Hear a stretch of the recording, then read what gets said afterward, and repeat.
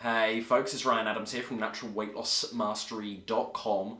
One of the number one problems that I see new plant-based dieters run into is the fact that, yeah, they absolutely know what to eat to better their health. Maybe they're coming at this from an ethical frame of mind too, of course. But very rarely do they have the structure in order to actually successfully implement it. So what I'd like to do for you guys today is lay out a 7-day meal plan to get started with this amazing approach to nutrition. So you've actually got a plan of action and you know what to do starting right now with your nutrition. Let's dive in.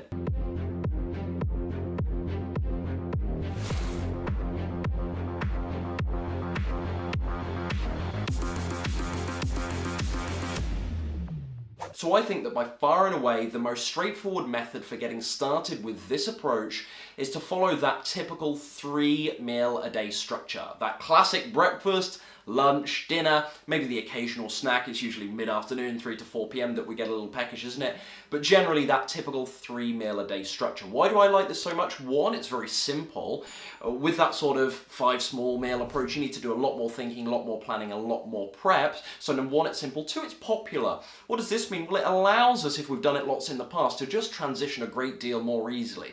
If you're going from eating 3 meals a day now to 5 or 6 smaller ones, there's an added curveball in there, isn't there? So I like that this can allow us to transition easily. Now, every now and again I find an exception to the rule with the people that I coach or interact with here online, whereby perhaps the person, for instance, requires an inordinate amount of calories because they're particularly active. Then yeah, maybe that 3-meal-a-day structure has to go out the window and we've got to work a little harder to get those calories in. But generally, 3 is the way to go. That's going to form the framework for everything I teach here. Number one, of course, oatmeal. You'll have perhaps predicted this if you've seen my videos before. Oats are an incredible way to start the day. Why? Packed with nutrients, slow releasing, and they also, if you're coming at this from a weight loss frame, they also have a very low calorie density. What does this mean? For the volume they provide, they're actually quite startlingly, at least, low in calories, meaning we can eat a decent, fairly generous portion of food there when we have an oat-based meal, let's say, without actually consuming that many calories. Makes it wonderful for weight loss, as you can imagine. I like some fruit on mine, so some berries, some people like banana. And then what I like to do is tick those omegas off the list for the day by getting in some flax or some chia seeds. So some milled flax seeds, some milled chia seeds. I sprinkle those on. Hemp seed is another good option as well. Many people like that. And that's a wonderful way to start the day. Bit of sweetener there too I have, so I'll either have something like stevia, but it's usually brown or coconut sugar. Failing that, something like maple syrup, just a touch to give it some sweetness. We've got to make this healthy food taste good, folks. So that's oatmeal. Meal number 2, of course, lunchtime. This is wonderful actually, regardless of whether you're at home, on the go, or even at work. Hummus and cucumber sandwiches. I love these, and you can throw in all sorts of veggies as well. You can throw in some tomatoes, some rocket, some other leafy greens, some beetroot for my fellow Brits, that will go amazing. Touch of avocado as well. Again, a lot of people that come from a very meat and dairy focused background, like I certainly did in terms of their nutrition, they're pretty bewildered by the idea of having a sandwich with just veggies in, without the meat, without the cheese. What on earth am I going to have? Get a little creative, folks. Some things don't work, but some things work really, really well, and they will blow your mind. You can have something different every day there, just based on what you tend to have in your fridge, in your pantry, in your kitchen, and so on. Acceptable bread on a plant-based diet. Bit of a complex discussion here. Not all bread is created equal. A lot of people, they have negative connotations, of course, of bread. That sort of heavily refined white bread loaded with, additives, chemicals, refined sugars, usually no good, isn't it?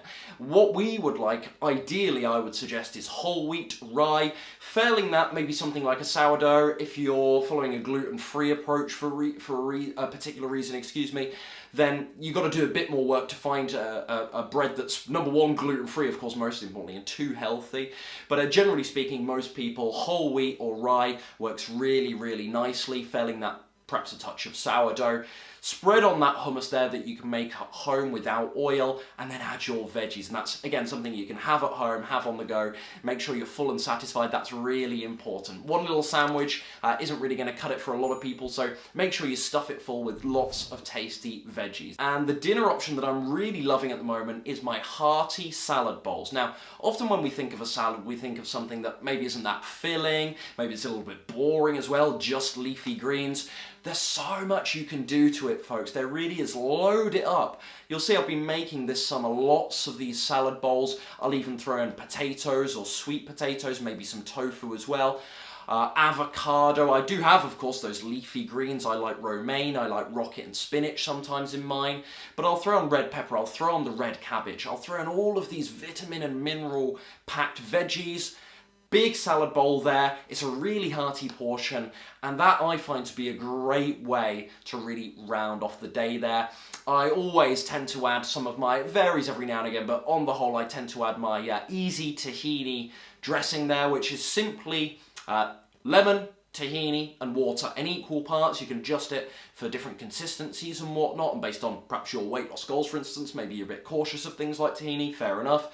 But equal parts tends to be a good rule of thumb, and then go from there. And that's a delicious topping. Again, a lot of people, they do make what is quite a nice looking salad, but there's no dressing there, so they don't make it fun, they don't make it tasty, they can't really stick to it. I love these loaded salad bowls. Really great way to end the day. And if you're finding yourself getting hungry between meals, folks, and you're sure that it's not emotional hunger, that you're just bored or looking for a pick-me-up, as you get that sort of lull effect in the afternoon, you're genuinely physically hungry, I like fruit. I think it's a wonderful option to really tide me over until the next meal. Lots of other things you can do, but I just think fruit really is the be-all and end-all. Lots of wonderful vitamins and minerals there, very water-rich, very hydrating at the same time, especially in the summer here. It can be a really wonderful palate cleanser, a wonderful way to get a little more water into your body as well. So I love fruit for that. So hopefully now you've got a bit more of an idea, number one, why structure is so important, and number two, you've actually got hopefully a rough template here so you can implement some structure, you can add some structure into your daily nutrition routine here. Again, you don't have to stick to this. Everything I've shared today is just a template. You might need to amend it for your particular nutrition goals, your preferences, maybe even your budget at the end of the day, what's convenient to you, what you can fit around your lifestyle. Treat this really as a template, but for those of you getting started, I appreciate that you want to get the recipe books, you're really enthusiastic, you're looking at lots of recipes online. What I really encourage you to do is keep it very simple, maybe stick to this sort of a plan, and when you get bored of a meal or you run out of a certain ingredient, just switch it up a little bit before you really diversify later on. Get comfortable, get these habits ingrained before you start experimenting too much is what I would say.